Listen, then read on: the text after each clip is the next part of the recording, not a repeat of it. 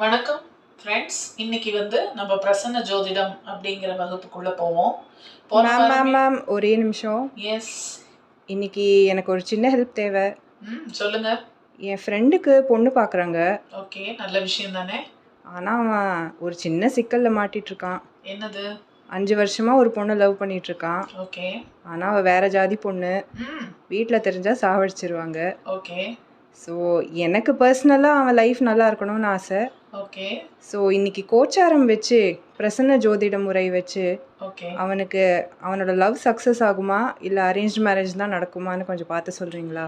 கண்டிப்பா பார்த்துருவோமே. இன்னைக்கு உதாரண ஜாதகம் இல்ல உதாரண இது டெமோக்கு நமக்கு ஒரு நல்ல கேஸ் கிடைச்சிருக்கு, கேஸ் ஸ்டடி. இன்னைக்கு இதை வச்சே நம்ம பார்ப்போம், சரிங்களா? இப்போ அவரோட ஜாதகம் நம்ம கையில இல்லை, அவரோட லக்னம் என்னன்னு தெரியாது. பட் இப்போ ஓடிட்டு இருக்கிற கிரக நிலையை வச்சு அவருக்கு என்ன பலன் அப்படிங்கிறத பார்ப்போம், சரிங்களா? இப்போ ஓடிட்டு இருக்கிற லக்னம் கடக லக்னம் ஓடிட்டு இருக்கு. இன்னைக்கு கடக லக்னம்ங்கிறது சந்திரனுடைய வீடு. சந்திரன் 2ஆம் இடம்ங்கிற குடும்பஸ்தானத்துல உட்கார்ந்துருக்காரு. அப்போ குடும்பத்தை பத்தின கேள்வி அப்படிங்கிறது வந்துடுச்சு. அதே மாதிரி சந்திரன் யாருடைய நட்சத்திரத்துல இருக்கார் இன்னைக்கு அப்படின்னு பார்த்தா சுக்கிரனுடைய நட்சத்திரம்.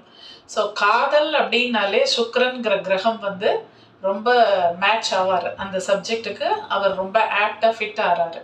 ஆனா இந்த சுக்கிரன் கடக லக்னத்துக்கு யாருன்னா 4-11 கூடியவர்.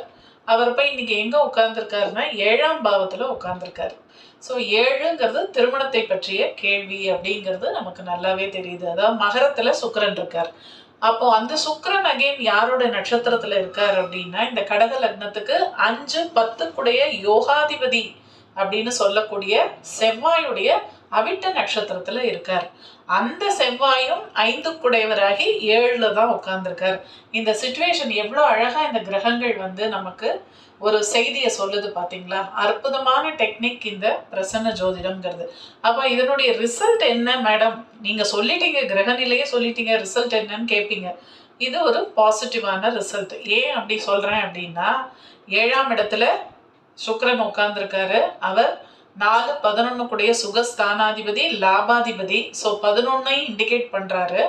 அவர் 5-10 கூடிய செவ்வாயுடைய நட்சத்திரம். செவ்வாய்ங்கிறவர் இந்த காதலுக்கு உண்டான இந்த லக்னத்துக்கு காதல் அப்படின்னு சொல்லக்கூடிய 5ஆம் அதிபதி செவ்வாயுடைய நட்சத்திரத்துல இருக்காரு.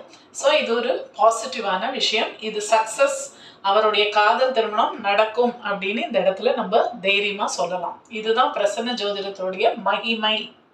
என்ன மேம் ஹாரோஸ்கோப்பே இல்லாமல் இவ்வளோ சொல்கிறீங்க?